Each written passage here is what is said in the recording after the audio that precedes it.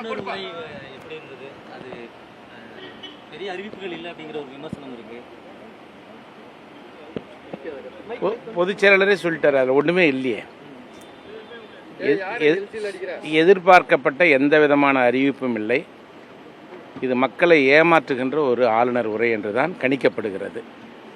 Sir, இப்போ இந்த 4 எம்எல்ஏக்கள் நடவடிக்கை எடுக்கணும்னு புகார் கடிதம் கொடுத்துருந்தீங்க. இப்போ இப்போ 5 ஆயிருக்கு இப்போ எண்ணிக்கை. சபாநாயகர் வந்து ஒரு ஆளுங்கட்சியை சார்ந்தவர் தான், அவர் நடவடிக்கை எடுப்பார்னு நினைக்கிறீங்களா? சட்டமன்ற விதிகளின் அடிப்படை, சட்டத்தின் அடிப்படையில் அவர் நடவடிக்கை எடுப்பார் என்று எதிர்பார்க்கிறோம். இப்போ விஜயபாஸ்கர் அவருடைய விலகல் வந்து பெரிய அதிருப்தி ஏற்படுத்தியிருக்குது. இப்போ நீதிமன்றத்தை நாடி இருக்கீங்க, இப்போ அதை எப்படி பார்க்குறது? பொதுச் செயலாளர் முடிவு செய்வார். ஒரு புறம் சி.வி. சண்முகம் ஆலோசனை மேற்கொண்டு வராரு.